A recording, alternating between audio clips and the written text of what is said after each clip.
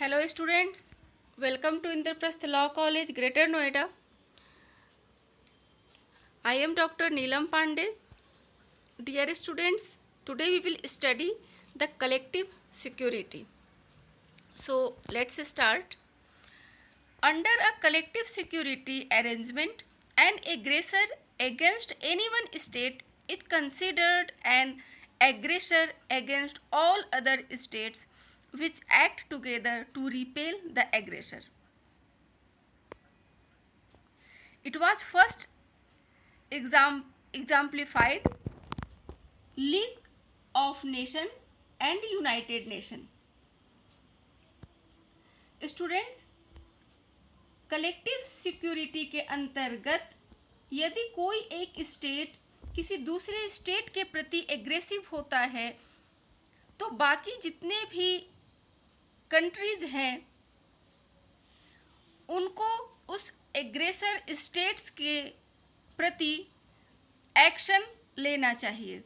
इसका पहला उदाहरण हम ले सकते हैं यूनाइटेड नेशन का, जो उसने कोरियन क्राइसिस के समय में किया था। यूनाइटेड नेशन का कलेक्टिव सिक्योरिटी के फील्ड में किया गया ये पहला परीक्षण था, यानी पहला हमने रोल देखा इसमें कोरियन क्राइसिस में कि यूनाइटेड नेशन का क्या रोल हो सकता है। 1950 के दरमियान यानी शीत युद्ध के समय लड़ा गया ये सबसे बड़ा युद्ध था। उत्तर कोरिया और दक्षिण कोरिया के बीच में युद्ध हुआ था। उत्तर कोरिया को सोवियत संघ और चाइना सपोर्ट कर रहा था और दक्षिण कोरिया को यानी साउथ कोरिया को संयुक्त राष्ट्र अमेरिका सपोर्ट कर रहा था। काफ़ी क्षति और तनाव की स्थिति उत्पन्न हो गई थी और बिना किसी नतीजे पर इस युद्ध को फिर रोकना पड़ा। It is an alternative to balance of power. यह बैलेंस ऑफ पावर का अल्टरनेट भी है। Balance of power is more relevant for greater power while collective security is useful for smaller and poor countries. Students, balance of power में विश्व की जो बड़ी बड़ी शक्तियां हैं यानी जो बड़ी बड़ी कंट्रीज है, पावरफुल कंट्रीज है, वो एक दूसरे के साथ मिलकर अलायंस बनाती है और उससे वो बैलेंस को मेंटेन करती है। जो भी पावर डिस्ट्रीब्यूशन होता है उसमें ये जो बड़ी बड़ी पावरफुल कंट्रीज है ये आपस में अलायंस बना करके ये बैलेंस को मेंटेन करती है, जबकि कलेक्टिव सिक्योरिटी छोटी छोटी कंट्रीज को एक साथ में मिलकर के बनाया जाता है और ये छोटी छोटी कंट्रियां एक साथ मिलकर अपने खिलाफ होने वाले जो भी इनके खिलाफ जो भी हिंसा हो या हम देखें इनके खिलाफ अगर कोई एग्रेसिव होता है तो ये उनको रिपेल करती हैं। Differences between collective security and collective defence. तो अब हम कलेक्टिव सिक्योरिटी को में और कलेक्टिव डिफेंस में अंतर को समझेंगे। Collective security is universal in nature. It does not have defined objective. It does not promote arms race. Example, United Nations. Collective security का जो फील्ड है वो यूनिवर्सल है। इसमें विश्व की कोई भी कंट्री हिस्सा ले सकती है।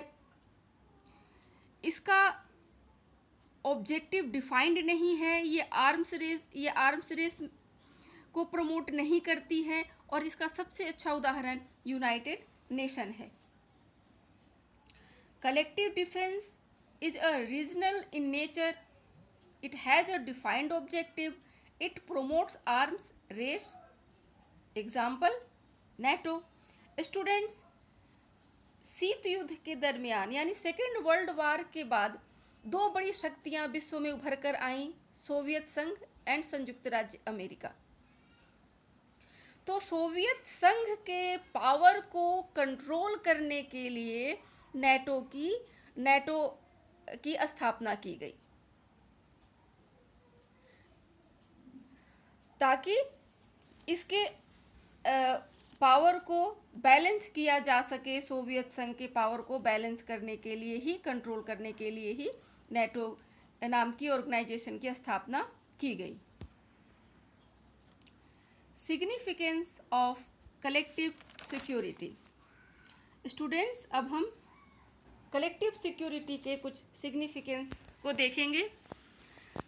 It promise security to all states, not just some of the most powerful। ये जो कलेक्टिव सिक्योरिटी है, जितने भी कंट्रीज हैं जो इसमें पार्टिसिपेट करते हैं, चाहे वो छोटा हो, चाहे वो बड़ा हो, चाहे वो पावरफुल हो, चाहे वो वीक हो, ये सबको सिक्योरिटी प्रदान करता है। यानी सुरक्षा की गारंटी ये सभी स्टेट्स को देता है जो भी उसके मेंबर्स होते हैं। सभी मेंबर्स को समान रूप से ये हम देखते हैं कि यहाँ पर ट्रीट करता है। सिर्फ ये पावरफुल कंट्रीज को ही नहीं, बल्कि सभी कंट्री को सिक्योरिटी प्रदान करता है। In principle, collective security provides much greater certainty in international relations, at least in promoting a concerted response to war। Students, collective security के अंतर्गत कंट्रीज को ये पता होता है, यानी कि यहाँ सिक्योरिटी होती है कि वार कब हो सकता है, और यदि वार होता है तो वार के एगेंस्ट रिस्पॉन्स क्या होगा। यानी कि सिक्योरिटी, कलेक्टिव सिक्योरिटी के अंतर्गत जितने भी कंट्रीज हैं, सब मिलकर वो जो पावरफुल कंट्री होगा, अगर किसी के प्रति एग्रेसिव हो रहा है किसी स्टेट के प्रति, तो उसको सब मिलकर के एक्शन उसके अगेंस्ट ले सकते हैं। यानी कि जैसे हमने पहले ही पॉइंट में पढ़ा कि सिक्योरिटी की उनको प्रॉमिस किया जाता है कि जो भी मेंबर्स हैं उनको सिक्योरिटी दी जाएगी। There is a clarity in collective security because the problem to be solved is clearly defined. Security, collective security के अंतर्गत क्लैरिटी भी है, यानी कंट्रीज को पता है कि किस सिचुएशन में पूरे इस जो मैकेनिज्म है इसको रिएक्ट करना है, और सिचुएशन जो भी होगा यानी जो एग्रेशन है, यानी कोई एक स्टेट दूसरे स्टेट के प्रति एग्रेशन होता है, इस एग्रेशन को बहुत ही अच्छे से डिफाइंड किया गया है। The military violation of the international integrity and political independence of member states, यानी कि एक स्टेट दूसरे स्टेट के प्रति मिलिट्री वायलेंस करके उसके इंटरनल इंटेग्रिटी को और पॉलिटिकल इंडिपेंडेंस को खतरा उत्पन्न करता है, तो ऐसी स्थिति में बाकी जितने भी स्टेट्स हैं उस एग्रेसर स्टेट्स के प्रति एक्शन लेंगे। यानी इस सिचुएशन में कोई एक स्टेट दूसरे स्टेट के प्रति, किसी दूसरी स्टेट के साथ वो मिलिट्री वायलेंस का सहारा नहीं लेगा, ना ही वो इंटरनेशनल उसके इंटेग्रिटी को वो हार्म करेगा, ना ही वो पॉलिटिकल इंडिपेंडेंस के साथ उसके वो छेड़छाड़ करेगा। अगर वो ऐसा करता है तो ये क्लियरली डिफाइंड है कि बाकी जितने भी स्टेट्स हैं वो इसके अगेंस्ट एक्शन लेंगे। Attempts to implement collective security। First major attempt to implement a system of collective security took place at the end of First World War with the signing of the league of Nations covenant. Students, First World War के बाद league of nation का बनना, first World War के बाद league of nation का बनना ही collective security का implementation है। कलेक्टिव सिक्योरिटी के प्रिंसिपल को इम्प्लीमेंट करना ही, यानी लीग ऑफ नेशन का मुख्य मकसद क्या था, मेन मकसद था उसका, तो कलेक्टिव सिक्योरिटी के प्रिंसिपल को ही इम्प्लीमेंट करना। तो लीग ऑफ नेशन को लाने के साथ ही सिक्योरिटी, कलेक्टिव सिक्योरिटी के प्रिंसिपल को इम्प्लीमेंट किया गया। League of nation collective security के प्रिंसिपल के ऊपर ही बेस्ड था और 2 आर्टिकल्स इसके थे। Article 10, every member was asked to guarantee the territorial and political integrity of all other members.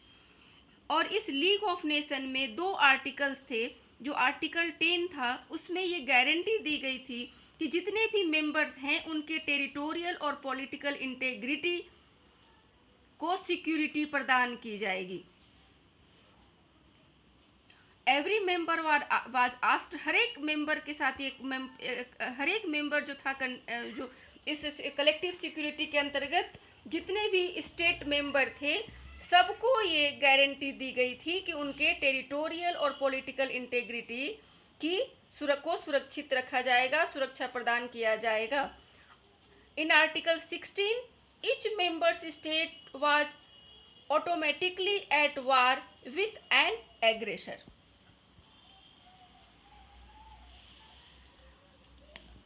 अगर कोई मेंबर स्टेट किसी दूसरे मेंबर स्टेट के ऊपर अटैक करता है तो उसके अगेंस्ट एक्शन लेगा लीग ऑफ नेशन, यानी कि बाकी जितने भी मेंबर्स हैं स्टेट, वो स्टेट के प्रति एक्शन लेगा।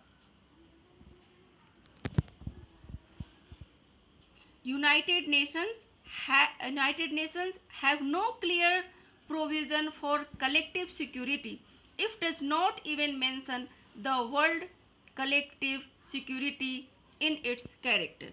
लेकिन स्टूडेंट्स, फर्स्ट वर्ल्ड वार के बाद लीग ऑफ नेशन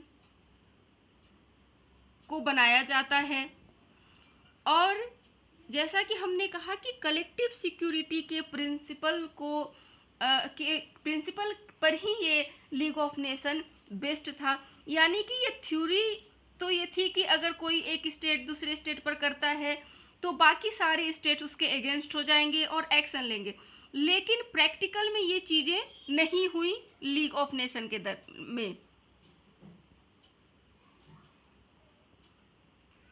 जिसकी वजह से लीग ऑफ नेशन फेल हो गया और सेकेंड वर्ल्ड वार अवश्यंभावी हो गया विश्व में। अगर लीग ऑफ नेशन सक्सेस हो जाता तो सेकेंड वर्ल्ड वार नहीं होती।